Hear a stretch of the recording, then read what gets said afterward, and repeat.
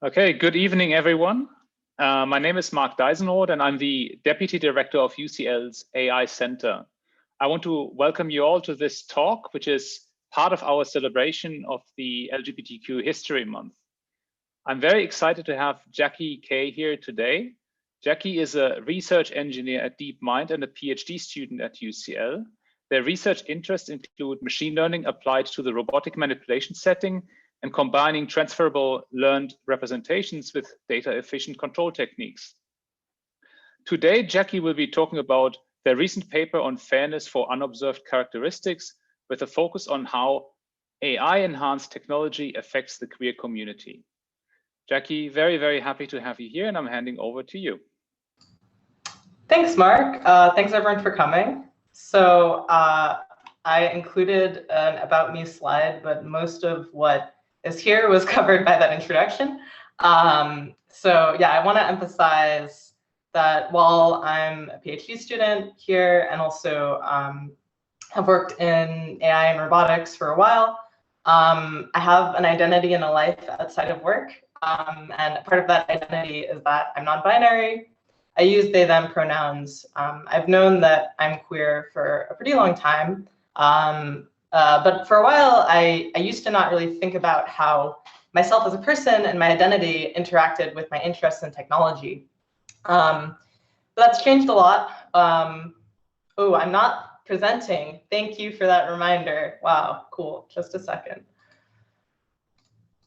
I was about to. Yeah, we were kind of practicing earlier, and I stopped screen sharing, and now I've resumed it. Okay, so yeah, you're not missing much. This is just a quick intro slide. But yeah, I want to emphasize that essentially some colleagues of mine at DeepMind, some of whom are here today, thanks for coming, we're thinking about how our identities as queer individuals interacts with the technologies that we create as artificial intelligence researchers. And that line of thinking was the inspiration for this paper that we wrote. You can Google the title if you want to find it on arXiv and read in more detail some of the topics I'm going to discuss today. So something that some efforts that we're already involved with or that already exist, thinking about how queer people are positioned in the field of technology are pictured and listed here. Maybe most prominently here is Queer in AI, which does some really great work and has organized NeurIPS workshops. But not all of these organizations are explicitly really thinking about how technology impacts the queer community globally, not just people who are involved with creating technology. So we wanted to have a really focused research effort on that. And the work that we created ends up asking a lot of questions, doing kind of a broad survey of what kinds of issues people face across the world.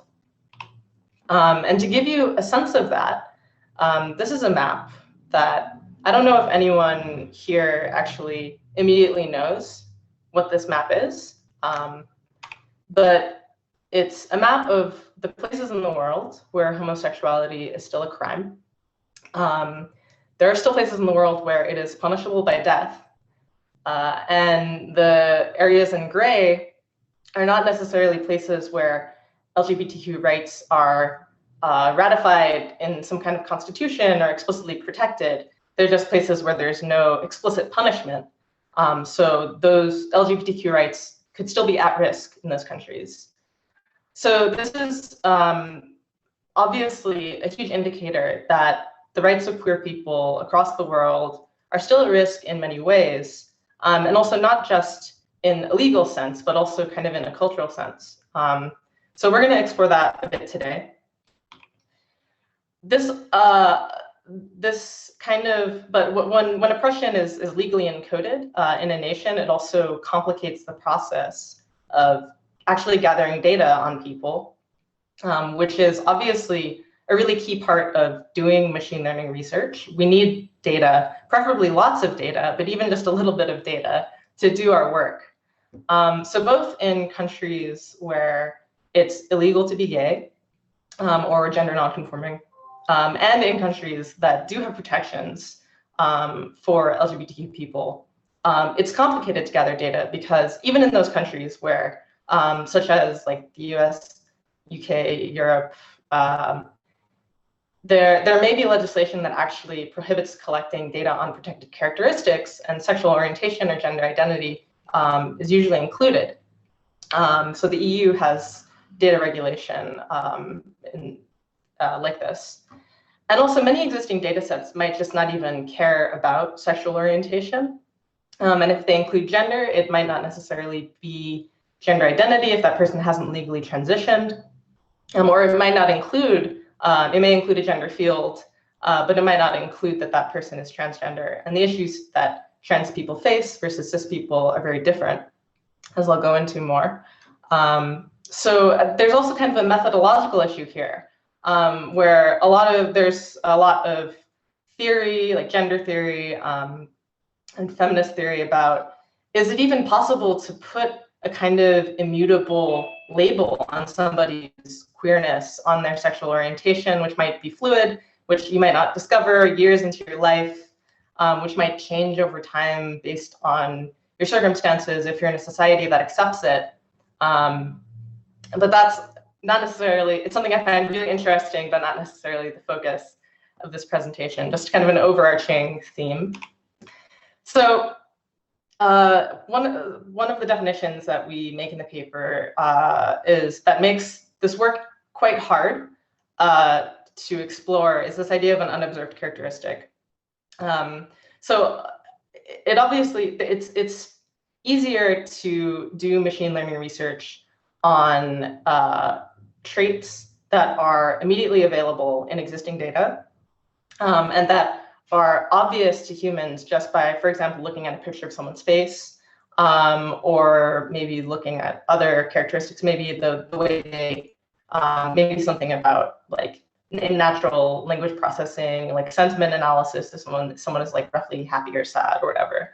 But there are many important characteristics about people that are not immediately obvious, not available in data sets because they're either legally precluded from these data, legally excluded from these data sets, or maybe ethically, it violates someone's privacy to collect data about these properties.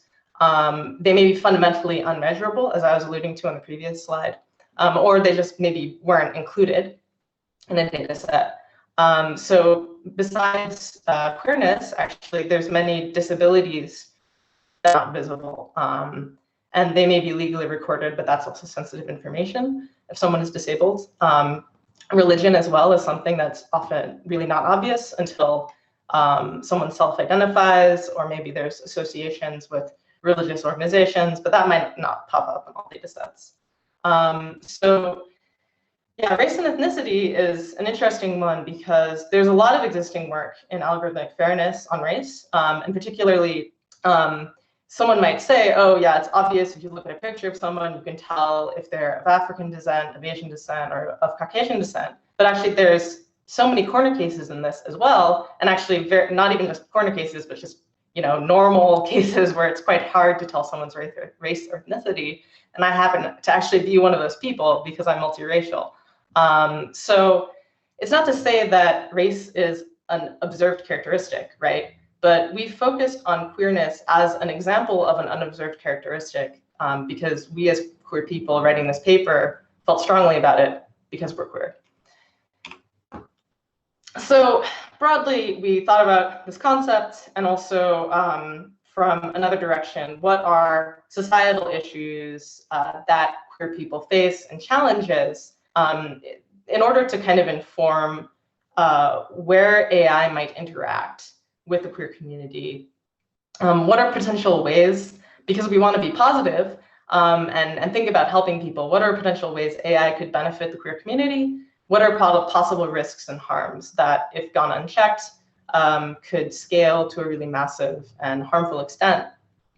How does this unobserved property really complicate designing these systems? And what are some technical considerations for getting around that?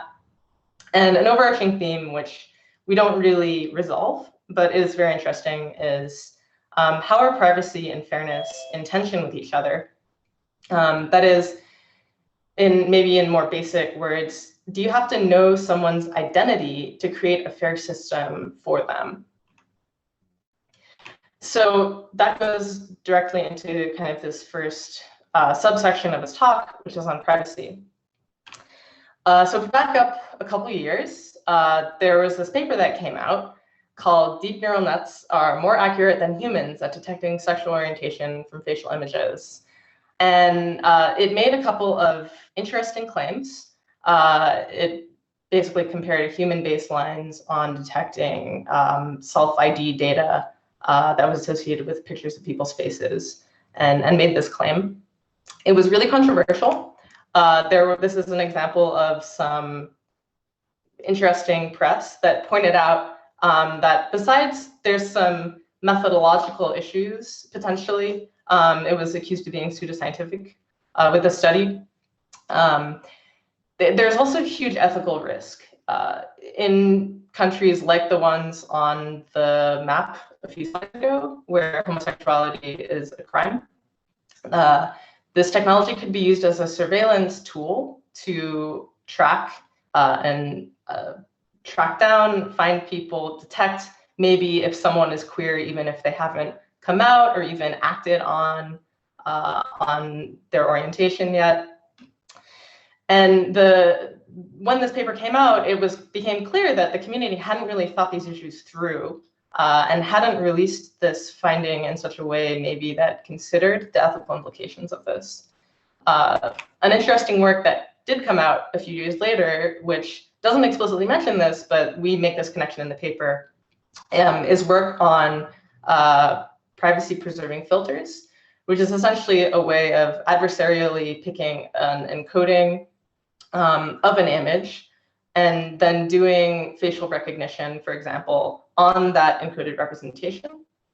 And then, so the architecture here is that you would store that encoded representation on the server in a certain, maybe a facial recognition system in an airport, for example, when you get your passport scanned. And that basically could be applied to having, is the paper not outright wrong? I'm watching the chat. I'm of the opinion that the paper is indeed outright wrong, Alex. Thank you for the comment. But I think a part of the thought experiment here as well is like, if that paper isn't wrong, or for example, if you want to have data sets where you actually do store people's sexual orientation information as like their self-ID information, this slide is sort of a technique where you could store the safe adversarially encoded representation of people instead. So to summarize, there's a lot of potential risks for surveillance and also when creating systems like this, and there's also a lot of risks in even storing people's data. Things like adversarial filters or differential privacy could be used to actually make data that includes sexual orientation available to researchers who are interested in using it. But of course, to mitigate these surveillance risks, these systems have to be developed in a thoughtful way. So something that is kind of maybe like the dual of privacy is censorship. So people should have the right to say as much or as little as they want, is sort of the way I think about this connection. So as you can tell by my accent, I'm not from the UK. And I actually didn't know about this until quite recently, that there was this law, Section 28, that I luckily found this image of a plaque that describes exactly what it was and when it was repealed, which is also quite recently in 2003, that prohibited promoting homosexuality in schools and was essentially enforced by omitting all content about homosexuality in schools or explicitly demonizing it. And fun fact, this is an image from a gay pride parade in London with Graham Norton, who's a popular talk show host that I'm a fan of, in this lineup of people. So the point of this slide is that censorship of LGBTQ people is real. It actually still persists to this day. For example, in China, you're prohibited from mentioning or having any homosexual content on television. There's also interesting ways to combat censorship using machine learning or to detect censorship. And so this is not a explicitly queer-related study, but it was a study of tweets in Turkey, which, according to Twitter's metrics, is the country, at least at the time of writing, that had the highest rate of censorship using Twitter's built-in mechanism for government censorship of tweets, which is wild that they have that, I know. So essentially, their findings were that they had an independent kind of scraper for tweets that were withheld or deleted, and there were way more tweets being deleted and censored than was being reported to Twitter. And they used some fairly rudimentary machine learning and clustering techniques to find that most of those tweets were political in nature and criticizing the government. So essentially, there's a lot of risks that machine learning could be used to detect the nature of content and automatically censor it or remove it. There's also it seems maybe more far-fetched that deepfakes could be used to spread misinformation about people, but also keep in mind misinformation about the queer community has historically been used against us during the AIDS crisis. There was a lot of misinformation about HIV that was used sort of as an excuse to not give people treatment and to spread homophobia about the gay community. But there is also, I included the study about the tweets in Turkey from the previous slide as kind of a promise that we can, if people put in the effort, that we can use machine learning techniques to actually detect when censorship is being used unfairly against communities.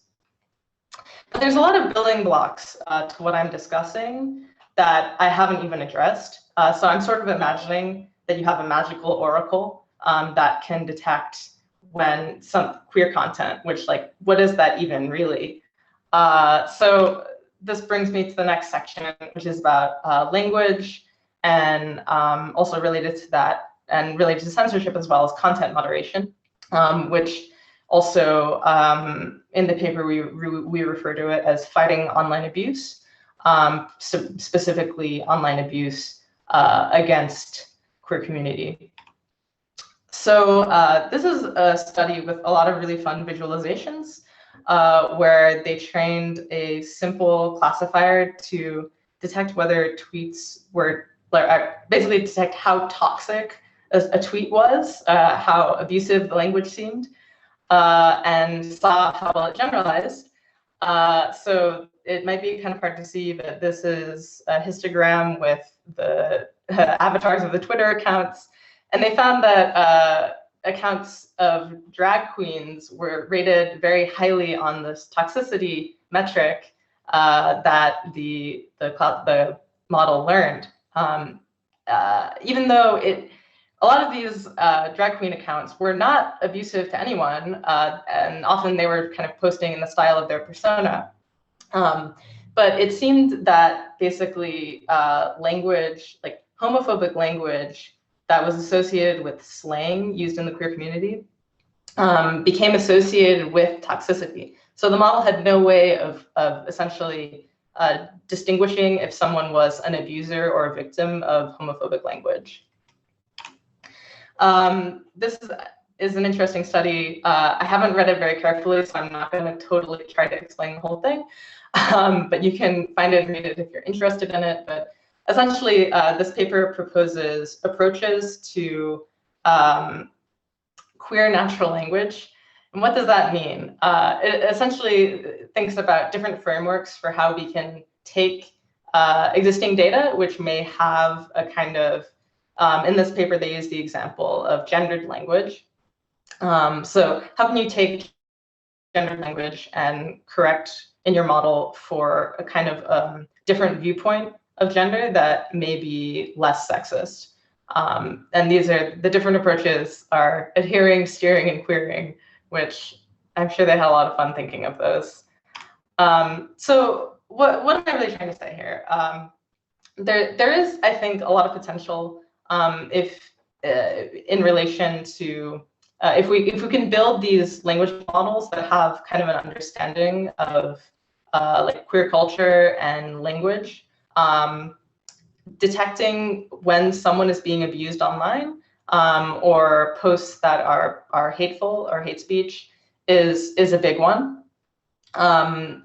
Natural language generation, as we see more like GPT-style chatbots that don't propagate this homophobic language, is also a really big one. Even if there's a lot of homophobic content on the internet that may be used as training data.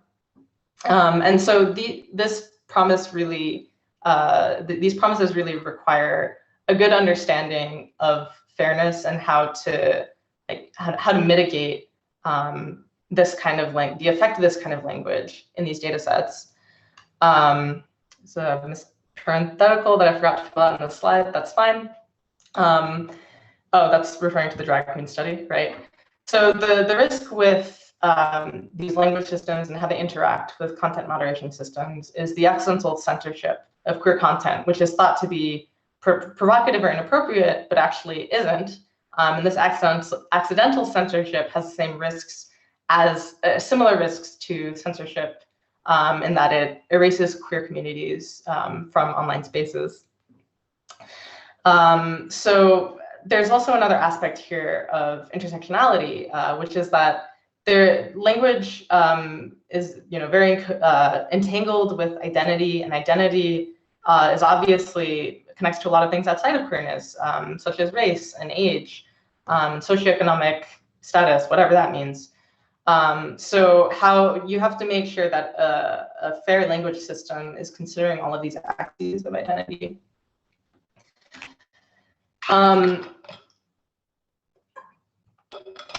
Something that's I'm talking a lot about content moderation, homophobia, and online abuse. And something that's very related to that is mental health, which is a topic that's very important to me. Just accidentally scrolled ahead. And mental health is also deeply interconnected to physical health. HCI stands for Human Computer Action. Yeah, thanks, Joel, for that question. So these are separate sections in the paper, but they're quite interlinked and have similar themes. So I've rolled them into one for the sake of brevity in this talk. So this is a picture from a pride parade in New York in the early 80s, where these protesters were demanding more research on AIDS instead of misinformation. And on the right is a study from 2019, which was research.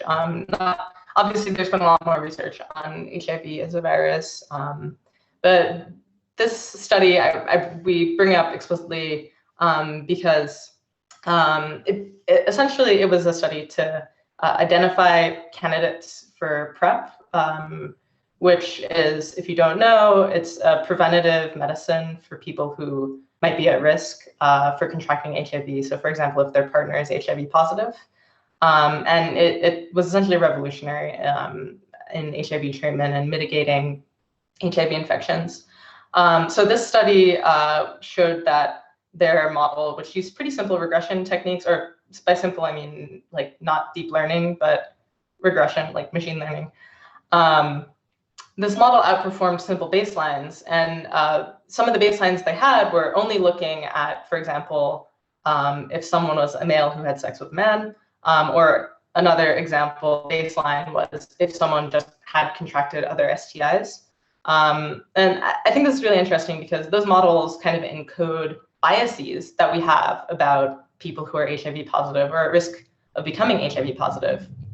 And this model, by actually taking a careful look at the data, was able to predict who was at risk of potentially contracting HIV better, and therefore enabled them to suggest PrEP to people by just looking at their electronic health records. Another project, which I think is really cool, is the Trevor Project, which is a suicide prevention hotline for queer youth.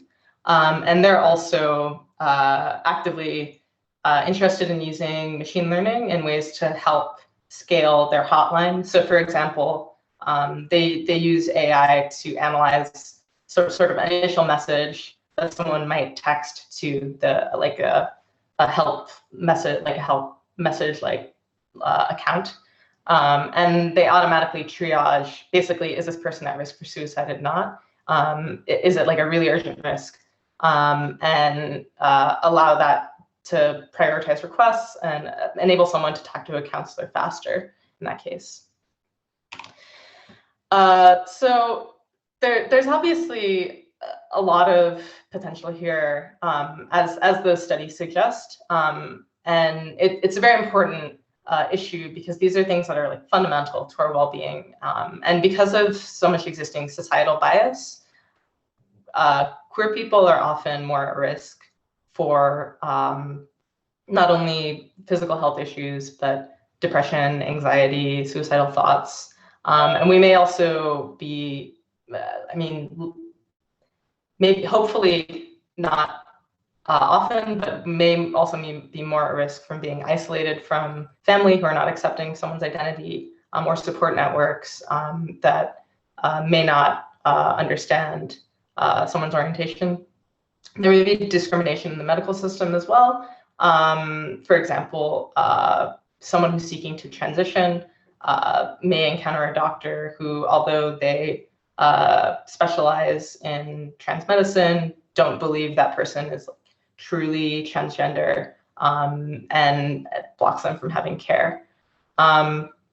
So on a more positive note, there are, as the previous slides demonstrated, there are a lot of ways that AI can help medical fields, from like purely sort of scientific or biological or chemical perspective. There's a whole subfield of AI for medicine and health, things related to like drug discovery, for example. There's also studies like the PrEP study, where we can use machine learning to detect when someone is at risk for certain, for HIV, or if they require like certain interventions. Interventions also might extend to mental health interventions, such as talking to a counselor. But there's also a lot of risks of exacerbating existing biases if fairness isn't properly applied to these models, which are going to make these predictions. Particularly since there is evidence of existing bias in healthcare systems. And there's also like a very strong logistical barrier to getting these getting hold of these labels for sensitive information. And this really stresses why the kinds of adversarial filter techniques discussed on previous slides is important. Another thing that people have proposed, which I couldn't find a fancy graphic for illustrating, is actually not only using supervised learning, which is what I've discussed on most of the previous slides, but things like reinforcement learning, which is actually my area of research. And because that's my area of research, I know that this is a hugely risky move, and we really don't have the tools for solidly understanding safe exploration to deploy things like reinforcement learning for testing medical interventions, in my opinion. But this could be a really interesting area of research. And in my area of robotics, safe reinforcement learning is a huge hot topic. So maybe we'll see more progress in coming years. So kind of another step on another important need for people's well-being is their employment status. And there's a bit less like meat on this issue than there are on the other issues, but it's still an interesting issue to consider, particularly in a world where your income is important. Like we still have a capitalistic system where people need to buy things. And there's a lot of evidence that there's still huge discrimination against LGBTQ people in the workplace. That's why events like this are really important. That's why events like on the second slide are really important in order to have a strong queer community presence at a workplace or a school, an academic institution, to kind of combat these kinds of statistics, which are from the Stonewall report. If you don't know what Stonewall is, they have really great summary reports and infographics, and they do surveys on queer people across Britain. But this is to show that the reason we included employment is that there is huge, not only discrimination in a workplace, but also hiring bias that against queer people. And that is actively an issue that relates to economic mobility and economic equality. So yeah, there's another study that kind of illustrates that point, is one where basically there was a blind set of resumes, and they added a line to these resumes, an association with like an LGBT organization like Queer in AI, for example, and human graders were more likely to give lower scores to that in the year 2019. There's also another interesting kind of, by interesting, I mean scary application of data that I didn't know about, that there are some employers that actually use social media scrapers in order to basically assess someone's personality to see if they're suitable for being hired, which I'm very dubious about as a practice. But also that like just using that in itself really presents a risk that you're going to accidentally out someone to an employer just by looking at their social media data. It's also questionable if these scrapers are like properly following privacy rules. Anyway, hopefully you don't have to interact with one of those in the future. Yeah, so fairness, obviously, again, really important point. Existing bias, which definitely is there, could be exacerbated through employing models that, for example, automatically determine if someone is suitable for a job or not. But maybe if fairness were properly implemented and could identify discrimination and biases in a system, then the hiring process at a company could become more fair, and maybe like systems could be set up in such a way that you could identify issues at a particular stage in the pipeline where candidates were failing, and intervene in the process and change it. Are there any specific questions so far, actually, since we're nearly done with this talk? Maybe there's a couple slides left. Okay, I'll just... I could add one thing. A couple of slides back, when you had the LGBTQ staff present, the discrimination percentages. This one? Or? This one, yeah. Okay. I'm not sure if I'm misreading this or something, but shouldn't the percentage be higher for older people? Because I'm assuming that on average they have been in the workforce for longer. So they would have had more time to experience discrimination.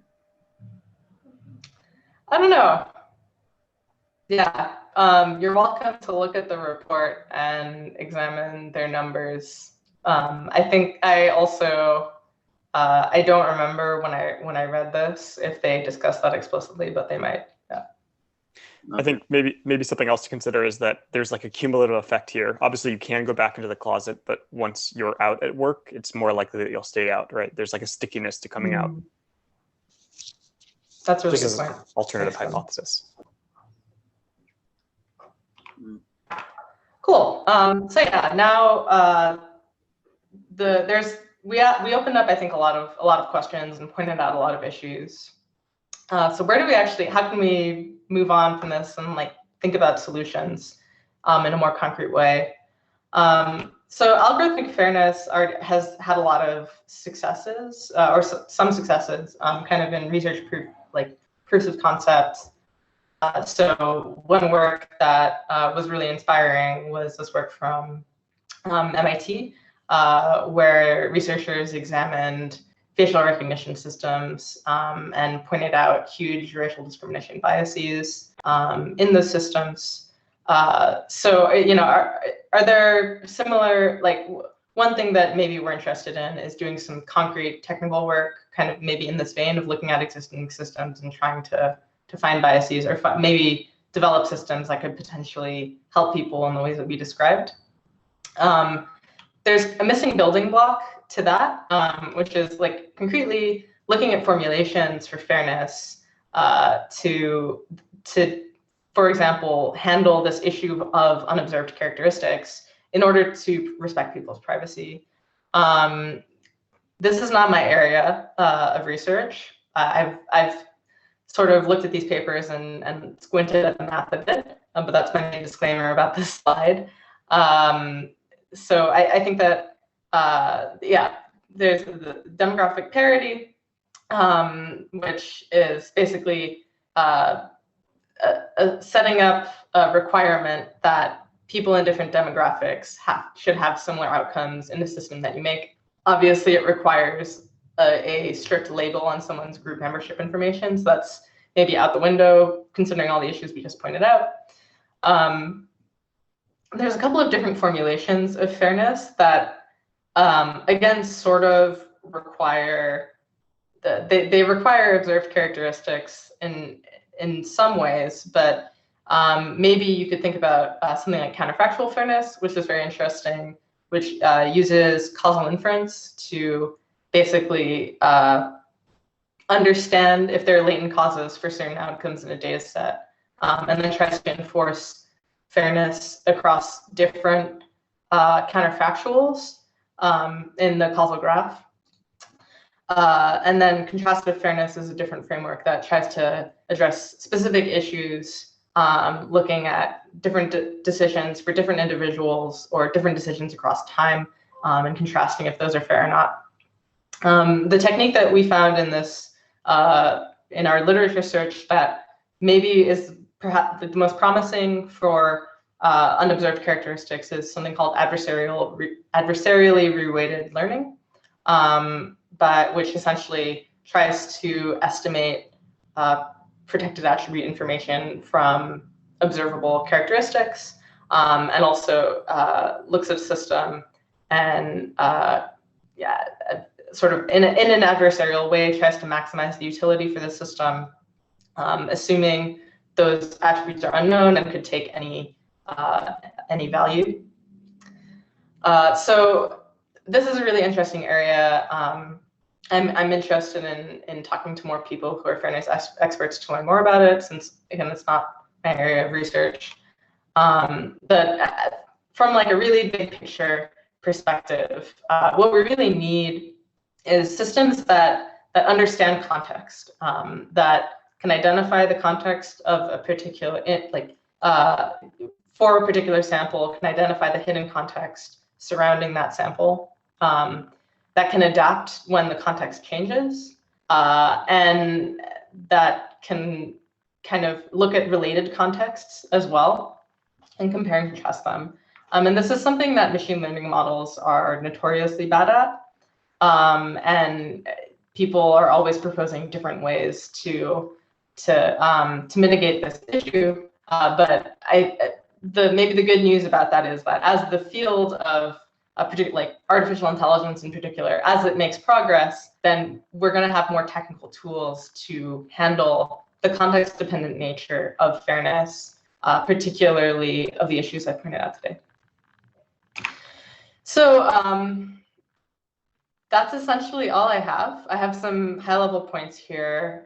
Where basically, I want to invite the people here who are interested in these issues to think about them deeply, to think about how it connects to your research and your work, And if you can identify a connection, to engage with efforts that are related, because this is a really important issue, not just for the queer community, but for everyone who interacts with AI systems. It's obviously diversity is super important. If the field of AI were only made up of straight people, then this work would never exist. But queer people who are interacting with ubiquitous systems would be hugely marginalized in the ways that we described or more. So yeah, it would be really great. I mean, we're going to chat now. I'm happy to answer questions, but also if you want to email me, feel free, and I'll also connect you with the other co-authors of the paper who are here today and can also answer your questions. Yeah, that's it. Thank you.